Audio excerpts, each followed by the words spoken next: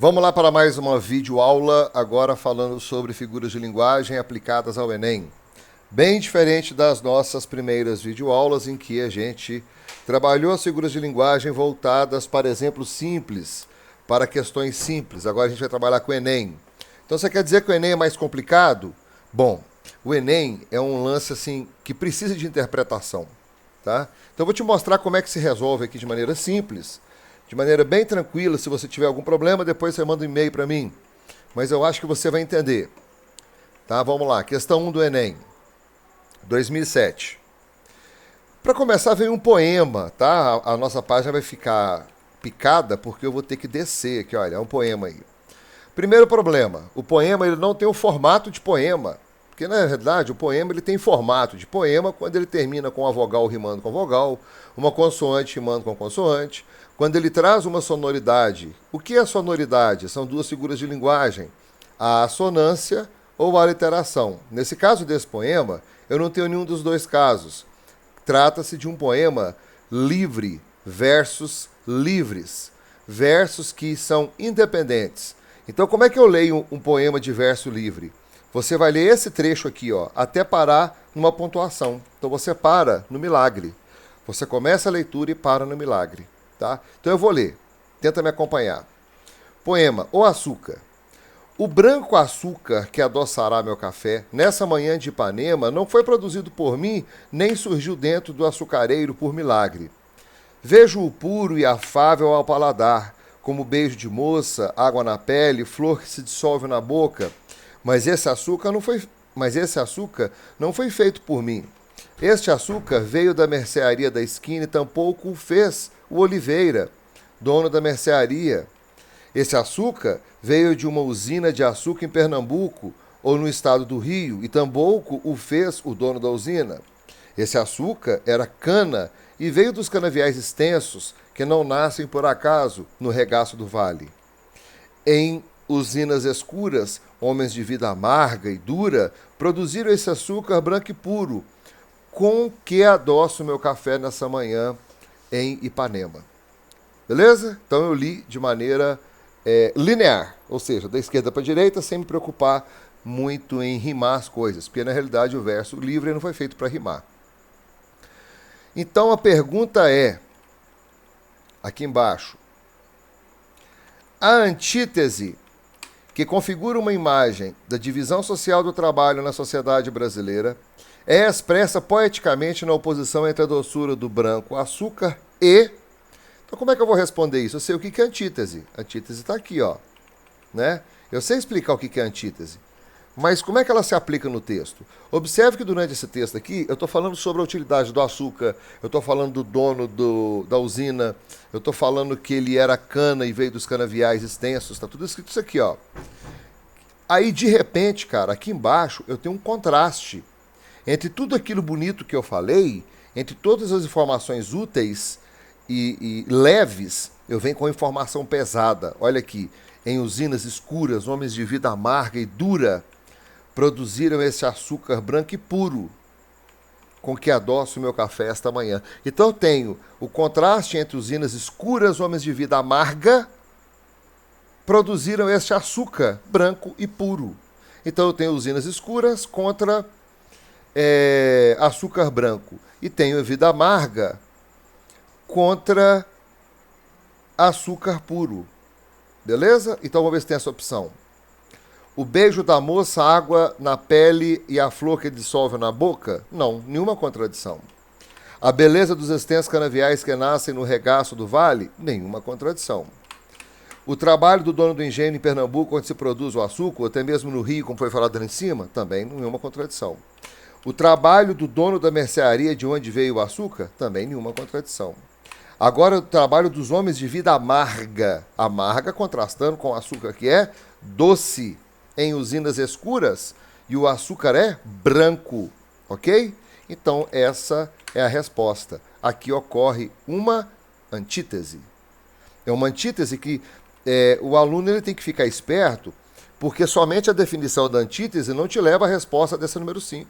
Você tem que ler a poesia e descobrir que existe o contraste entre o açúcar e a vida dos caras. Então, essa contradição se chama antítese.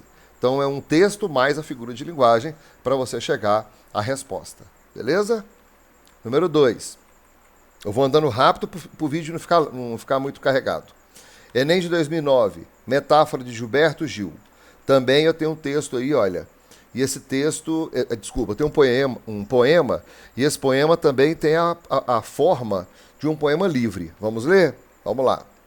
Uma lata existe para conter algo, mas quando o poeta diz lata, pode estar querendo dizer o incontível. Uma meta existe para ser um alvo, mas quando o poeta diz meta, pode estar querendo dizer o inatingível. Por isso, não se meta a exigir do poeta que determine o conteúdo em sua lata. Na lata do poeta, tudo nada cabe, mas, pois ao poeta cabe fazer com que na lata venha caber o incabível. Deixe a meta do poeta, não discuta. Deixe a sua meta fora da disputa. Meta dentro e fora, lata absoluta. Deixe-a simplesmente. Metáfora. A referência bibliográfica está aí. Tá? Então vamos lá. Deve estar difícil para você ver, porque deve estar cortando a tela aqui. Deixa eu arrumar. Pronto. Estou aprendendo a mexer no Word, tá? Por sua causa. Agora vem a definição. A metáfora é a figura de linguagem identificada pela comparação subjetiva. O que é subjetividade? A subjetividade é o contrário da denotatividade. Denotativo é objetivo. Conotativo é subjetivo. Então vamos colocar isso aqui para ficar bacana? Vamos colocar aqui, ó. Nem não vou colocar aqui também, não. Vou colocar aqui depois. Conotativo é igual a subjetivo. Espaço. Denotativo é igual a objetivo. Beleza? Vai ajudar a gente isso aqui, hein? Então vamos voltar lá em cima. A metáfora é a figura de linguagem identificada pela comparação subjetiva, pela semelhança ou analogia entre elementos. O texto de Gilberto Gil brinca com a linguagem, remetendo-nos a essa conhecida figura. O trecho em que se identifica a metáfora é: você vai procurar um texto, então, em que existe a conotatividade. Porque se a metáfora é a figura de linguagem identificada pela comparação subjetiva, o que é subjetividade? Mais de um sentido. Mais de um sentido só pode ser conotativo. Beleza? Então vamos lá aqui, olha. Número 1. Mas quando o poeta dislata, conotativo ou denotativo? Isso aqui é denotativo. Uma lata existe para conter algo denotativo. Por isso não se meta a exigir do poeta denotativo. Está entendendo o que eu estou fazendo? Só tem um sentido. Uma meta existe para ser um alvo denotativo. Que determine o conteúdo em sua lata. Parei no termo aqui, não porque ele vai ser o último, vai ser a resposta. Não. Eu estou num termo aqui que, se você não entendeu o que ele disse, recorra ao texto. Que determine o conteúdo em sua lata. Vamos subir? Está aqui, ó. Que determine o conteúdo em sua lata. Vamos ler antes e depois. Por isso, não se meta a exigir do poeta que determine o conteúdo em sua lata. Então, eu estou falando que não exija do poeta, por isso não exija do poeta que ele tenha já um conteúdo programado em sua lata. Qual que é a lata do poeta? A poesia. Então, esse lata aqui está no sentido conotativo. Ele está dizendo além do que a palavra simplesmente diz. Ele não está querendo dizer lata, aquele objeto que você conhece, a lata da coca, a lata da cerveja, ou uma lata qualquer.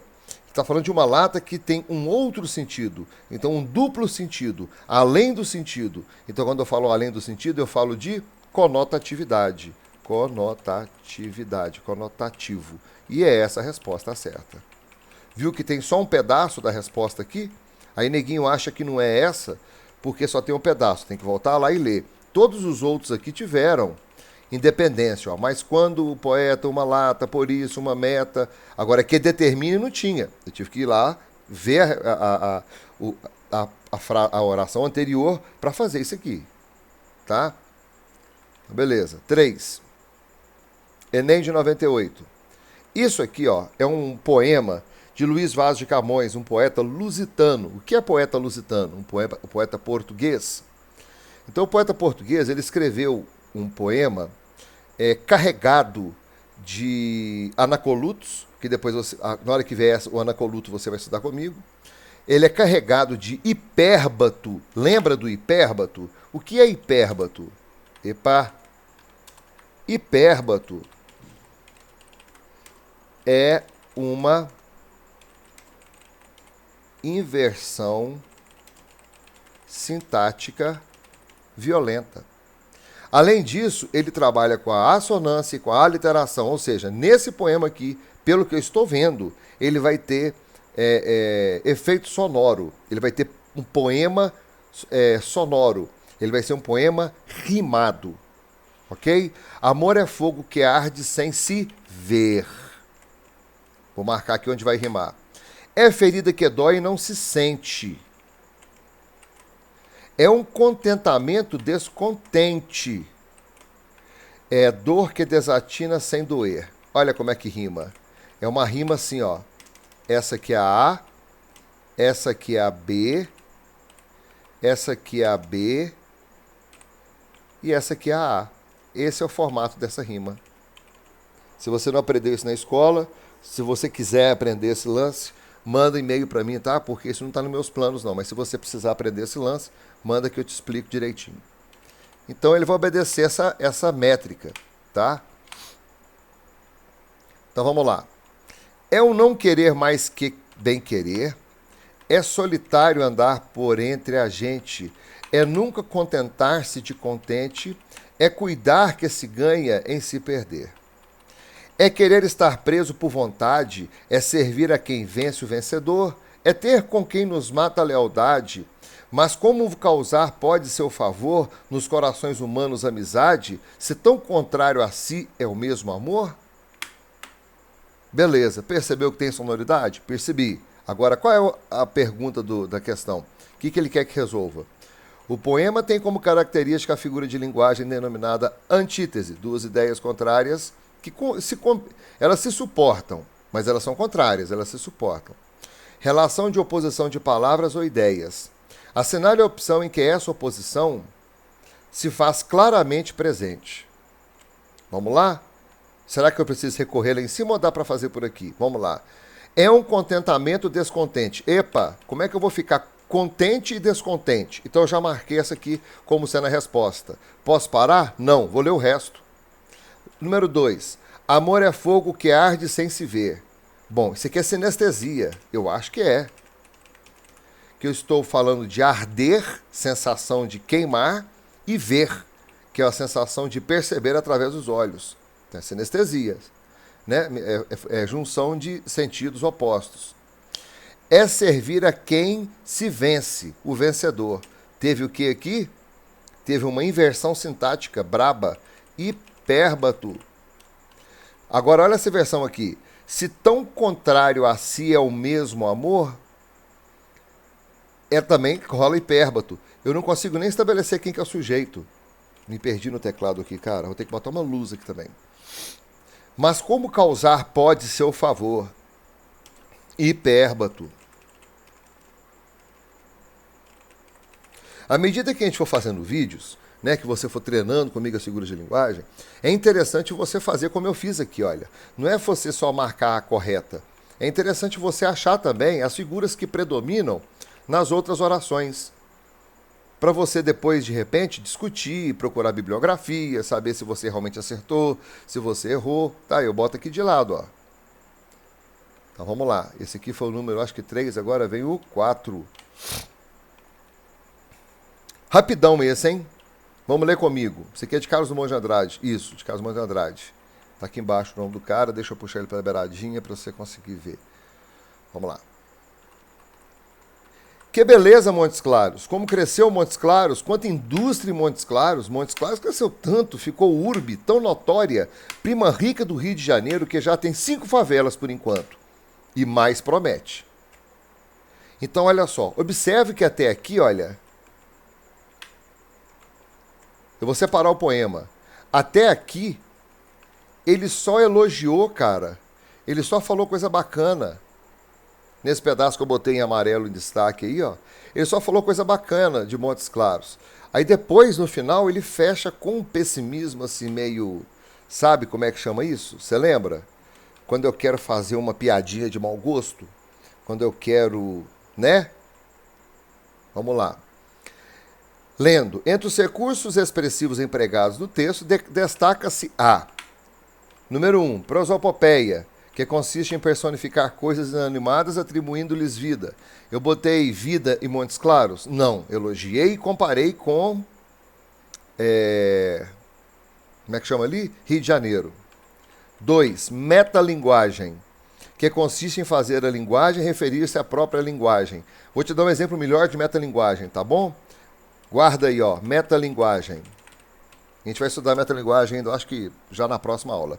Metalinguagem, placa de trânsito.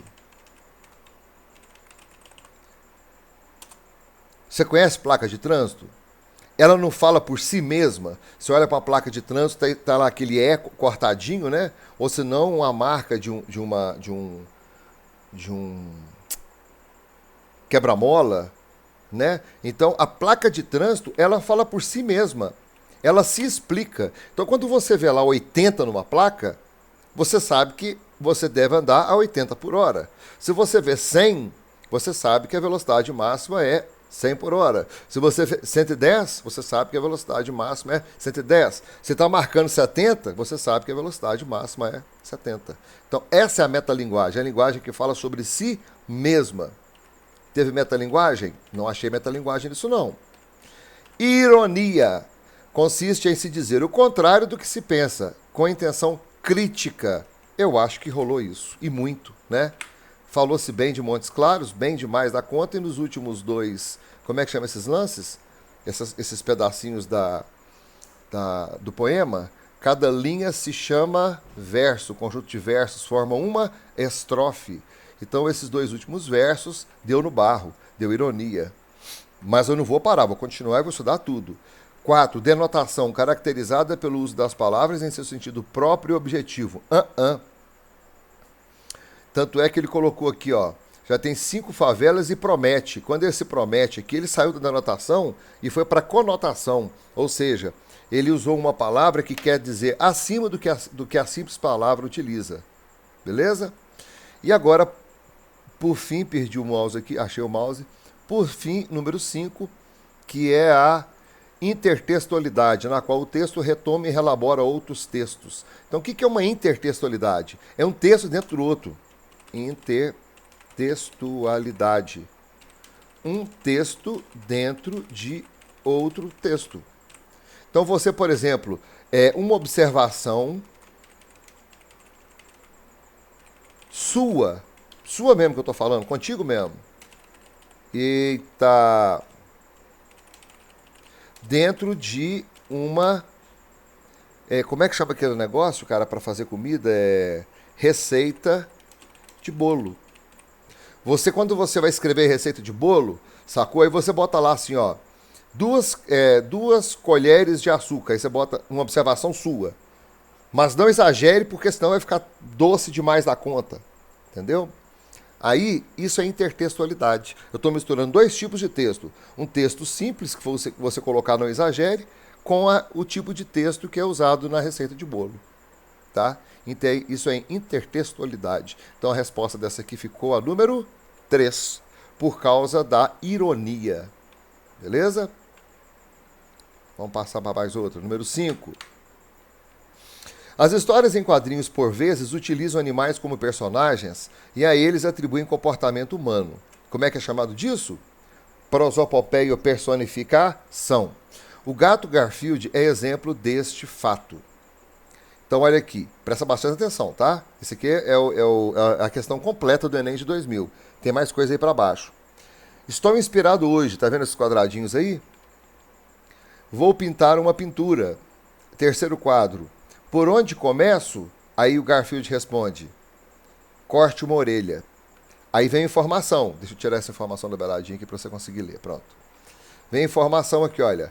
Van Gogh, pintor holandês nascido em 1853, é um dos principais nomes da pintura mundial. É dele o quadro abaixo. Tá? Aí, o que você vê nesse quadro aqui? Você vê um camarada com um negócio enrolado, um pano aqui, um troço preto na cabeça. É uma imagem muito mal elaborada, né? Muito feio. Mas essa questão exige que o autor, né, que o aluno saiba um pouco sobre conhecimentos gerais, especialmente a arte clássica, que remete a Van Gogh. Esse camarada aqui, num ato de esquizofrenia violenta, ele cortou a orelha para poder se fazer o autorretrato. Tanto é que essa pintura se chama Autorretrato de uma Orelha Cortada. Então, o Enem te deu a resposta da questão aqui, olha. Ele te deu a resposta do que eu vou te perguntar. Mas só aqueles que prestam atenção vão conseguir responder. Van Gogh, Autorretrato de uma Orelha Cortada. Então, esse Van Gogh fez essa pintura, que é um autorretrato de sua orelha que foi cortada. Pergunta. O terceiro quadrinho sugere que Garfield 1. Desconhece tudo sobre arte, por isso faz a sugestão. Não. Acredita que todo pintor deve fazer algo diferente. Também não foi dito isso. Conhece a história de um pintor famoso e faz uso da ironia. Eu acho que é isso, eu vou deixar marcado, mas eu vou ler até o fim. Defende que para ser pintor a pessoa tem de sofrer. Nada a ver. Acredita que seu dono tem a tendência artística e por isso faz a sugestão. Também não. Até que esse aqui, o 5, né? Ele meio irônico, meio doido esse aqui. Mas é que vai se encaixar realmente a número 3. Porque ele conhece a história de um pintor famoso. Olha ele aí. Esse aqui está no Enem, está no enunciado. Material de apoio, né, aliás. É o Van Gogh aí. E ele faz uso da ironia. Por quê? Ele fala assim, ó, se você quer se tornar um cara, né, um pintor famoso, se você quer pintar, por que você não começa cortando? Por onde começa? Por que você não começa cortando uma orelha? Então ele foi sacana, mas ele foi sacana se baseando no conhecimento prévio de uma história de um pintor famoso. Beleza? Bacana. Agora vamos para o próximo. 6. Universidade Estadual do Rio de Janeiro, vestibular 2014. O que é esse Vzinho aqui, olha? É verso 4. Então esse aqui foi tirado de uma poesia e é um verso 4 da poesia. O pai era uma onça. Já conversamos sobre isso. O menino é um gato. A menina é a princesa. Então o que é isso? Nesse verso a palavra onça está empregada, deixa eu botar isso aqui assim, está empregada em um sentido que se define como enfático, de dar ênfase, força. Enfático é força. Metonímico é substituição. Não é isso que estudamos? Antitético são duas ideias contrárias. Duas ideias contrárias. Ah, metafórico. Esse aqui é bacana. Esse aqui rola. O que é metáfora? Atribuir a um ser uma característica ou uma qualidade que não o pertence, sem ser comparativo. Então ele é metafórico. Porque para ser comparativo, deveria ter o elemento de comparação. Quais são? O que, o quanto e o tanto. E o como. Tá? Então rolou uma metáfora. O pai era uma onça. Não, ele não era uma onça, ele era bravo pra caralho. Mas ao contrário de botar ele era bravo demais, eu vou colocar que ele era uma onça. Efeito metafórico. 7. Universidade Estadual do Rio de Janeiro, vestibular 2013. Todos os poemas em verso livre são enfadonhamente iguais. Versos 15 e 16. Os versos livres são aqueles que não se submetem a um padrão. Considerando essa definição, identifica-se nos versos acima a figura de linguagem denominada. Então, beleza. Os versos livres são aqueles que não se submetem a um padrão. Repetindo, a resposta está na sua frente, meu irmão. Os versos livres são aqueles que não se submetem a um padrão. Ou seja, eles não têm a mesma forma. Eles não têm o mesmo padrão. Eles não se apresentam de maneira igual. E aqui está falando que os poemas em verso livre são enfadonhamente iguais. Então houve aqui o quê? Uma antítese. Ou seja, duas ideias contrárias que se suportaram. Porque uma contrariou a outra, mas se suportaram. Não é metáfora, não é metonímia e não é eufemismo. O que é metáfora? Uma qualidade para o ser que não pertence. O que é metonímia? Substituição de uma característica pelo todo, o todo pela característica. O que é eufemismo? A amenização de alguma coisa. Eu vou amenizar, eu vou aliviar um lance. E não é esse caso. Ficou a antítese. Ok? Número 8 e última questão. Vamos lá. Vestibular 2012, o UERJ também. Mas temos esses pequenos oásis, os poemas, contaminando o deserto da referencialidade. Linha 35. Na frase acima, o emprego das palavras oásis e deserto configura uma superposição de figuras de linguagem, recurso frequente de textos artísticos. As figuras de linguagem superpostas à frase são... Bom, isso aqui está muito fácil, cara. Primeiro, você tem que entender que um oásis é o contrário de deserto, brother. Não tem jeito. Então isso aqui vai ser uma antítese ou vai ser um paradoxo. Porque oásis e deserto é o contrário. Deserto é total falta d'água. Oásis é aquela lagoinha, aquele pocinho d'água no meio do deserto. Então eu já tenho que procurar pela... Aqui os dois. Eu vou ter que procurar pela antítese, ou paradoxo. Eu achei uma antítese aqui, ó. Ironia e metonímia, personificação e hipérbole, elipse e comparação. Então, aqui vou ficar com essa daqui, ó, que é a única que tem antítese. Aí você fala, mas então você respondeu sem estudar? Não, agora eu vou estudar. Os poemas, mas temos esses pequenos oásis. Os poemas, eu estou comparando os poemas a oásis. Mentira, não estou comparando não. Estou chamando os poemas de oásis. Se fosse comparação, né, teria aqueles conectivos comparativos, mas nesse caso aqui não tem não. Então eu estou chamando os poemas de oásis. Então, quando eu estou atribuindo a qualidade aos poemas e esses poemas não possuem essa qualidade de oásis, eu estou fazendo uma metáfora. Agora está explicado tudo. Está explicado um completo. Tá? Vou te dar uma dica. Entra lá no www.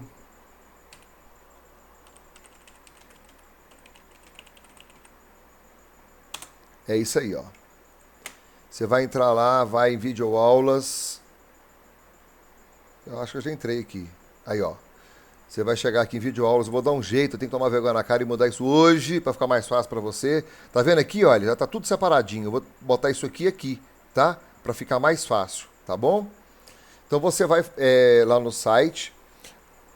Eu vou colocar esses exercícios lá, tudo limpo, né?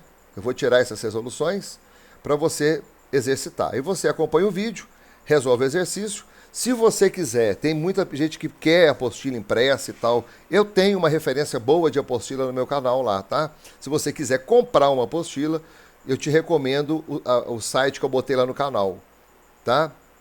Você entra lá no endereço que eu deixei, acessa, que é confiável, você pode comprar por lá. Se não, você pode ficar por aqui mesmo, que aqui é de graça e a gente vai estudando durante o ano inteiro até acabar esse lance. Pode ser? Então, bom estudo, muito obrigado pela atenção e até a próxima aula. Beijão.